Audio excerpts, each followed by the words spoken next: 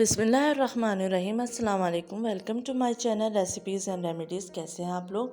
उम्मीद है सब खैरियत से होंगे। आज मैं बनाने जा रही हूँ बहुत ही मज़ेदार सा मीठा, जो कि हम झटपट बनाएंगे और बहुत आसानी से बन जाता है। आप इस रेसिपी को ज़रूर ट्राई कीजिए।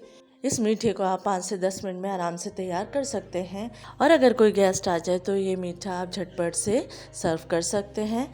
वीडियो को एंड तक देखिएगा। पसंद आए तो लाइक और शेयर भी कीजिएगा। चलिए रेसिपी स्टार्ट करते हैं। तो यहाँ मैंने 1 कप पानी ले लिया था और उसको मैंने अच्छे से बॉईल कर लिया है। अब मैं इसमें ऐड करने जा रही हूँ स्ट्रॉबेरी जेली, जो कि मैंने यहाँ पे ली है 1 पैकेट। अब इसको अच्छे से मिक्स कर लेंगे और डिज़ोल्व कर लेंगे। जब जेली का पाउडर अच्छे से डिज़ोल्व हो जाएगा तो हम इसको एक बॉक्स में निकाल लेंगे और फिर इसको रूम टेम्परेचर पर पहले ठंडा कर लेंगे, फिर फ्रिज में रख देंगे ताकि जेली अच्छे से जम जाए। अब मैंने यहाँ पे ले ली स्ट्रॉबेरीज, जिसको मैंने अच्छे से वॉश कर लिया था। तो यहाँ पे अब मैं स्ट्रॉबेरीज की कटिंग कर लूँगी। अब यहाँ पे मैं स्ट्रॉबेरीज को छोटे पीस में कट कर लूँगी। तकरीबन यहाँ पे मैं यूज़ करूँगी 1 पाव यानी 250 ग्राम स्ट्रॉबेरीज़। तो आप भी तब आप स्ट्रॉबेरीज़ को छोटे पीस में कट कर लीजिए। तो यहाँ पे कटिंग हो चुकी है। अभी हम यहाँ लेंगे एक बोल और बोल में हम व्हिपिंग क्रीम को बीट करेंगे।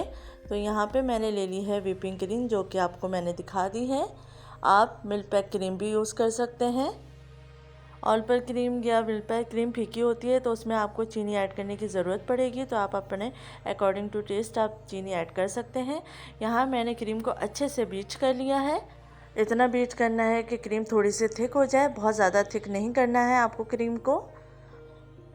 अब जेली यहाँ पर अच्छे से जम चुकी है तो हम इसके पीसेस कर लेंगे क्यूब्स की शेप में। बहुत अच्छी और हार्ड जेली जमी है। अब हम जल्दी से इस क्रीम में ये तमाम चीज़ें मिक्स कर देंगे। जो क्रीम हमने बीट की थी उसमें हमने पहले स्ट्रॉबेरीज डाल दी हैं और उसके बाद जो जेली के पीसेस किए थे वो ऐड कर दिए हैं।